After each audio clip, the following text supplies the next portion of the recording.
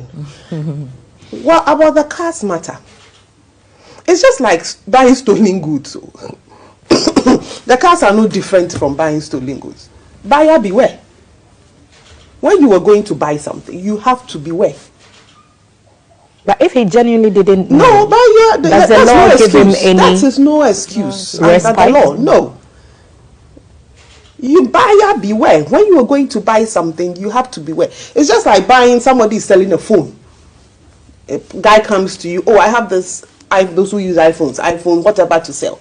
16 Pro You Max. didn't ask where it's coming from. You didn't ask for receipts. You didn't ask for anything, and because it is being sold at a very cheap price, you buy it. And then you start using the phone, and one day it is traced to you that the phone is stolen. Nobody cares. You were a thief. But you didn't steal anything. You're not getting it. Tell me, I'm not being sentimental about it. I'm talking about the law. That is what the law says. That anything you buy, make sure that you investigate before you buy. It's got phones, cars, plantain, food, everything. Plantain. Yes, food. Somebody can come and tell you that, look, this person selling this plantain, you didn't buy the plantain at the normal marketplace.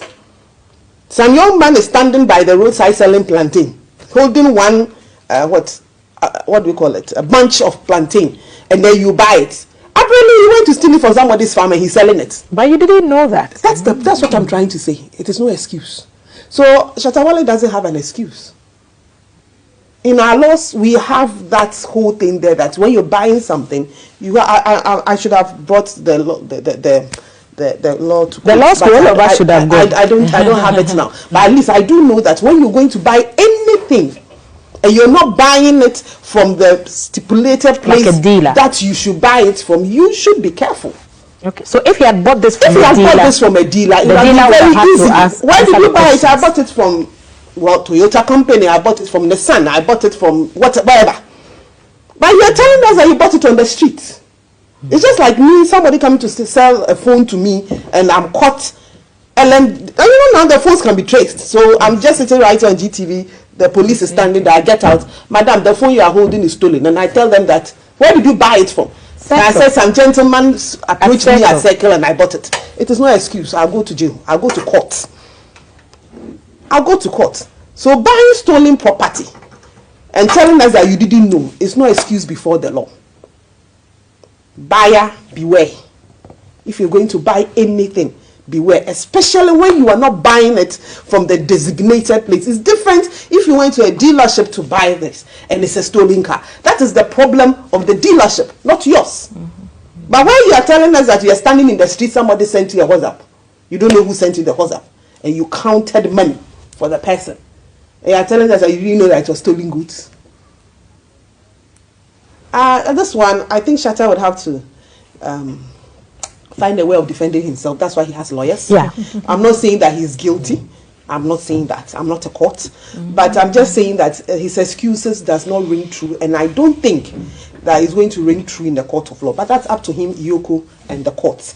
I'm happy he is out. He wasn't kept. He was able to meet his 5 million. Yes, but I would have been shocked if Shatta Wale couldn't meet bill sureties of 5 million.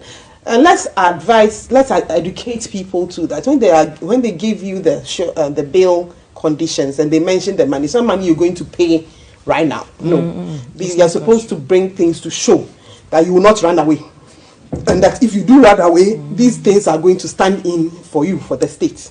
So I'm sure you got a few people to come and sign for him and the 2 sureties, so he'll be fine. I'm happy he's home. But another thing that is worrying me is his brand.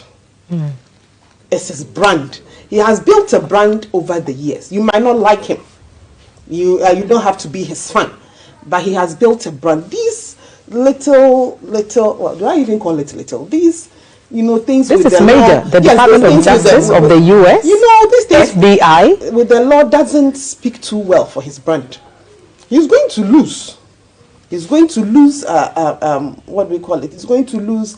People. Brands will not want to be associated with him. Nobody wants to be with a celebrity who is always in court. It doesn't speak well for their brands. As it stands, he has to report 3 times 3 times a week to So EOCO. assuming he had shows that he has to go and play, that is loss of revenue. He's going to lose dealerships, people who would want him to advertise their things for them. And you know that's where most of our celebrities also pick up quite substantial amounts of money from. So this is certainly not good for his brand. His brand is going to take a hit. And as much as possible, we all have our brands, but usually it's the politicians that everybody attacks. We've forgotten that other people in the society, that people look at the young people who are massed there, just in support of him. That should tell you that he has a huge following, and he should be a better example for the people who are following him. Honestly, I think Shatta should really, and his management should look at this and try and sort this out in a very, very quiet way, get himself out of this trouble, rebuild his brand, because this is not a good name for him. It's also not a good name for Ghana, because he's a Ghanaian celebrity, and whether you like it or not, he's associated with Ghana. So he should very quickly get this sorted out, and we shouldn't see these young people on the streets again because Shatta has been called. If he's done something wrong, he'll be called. That is the law. And you know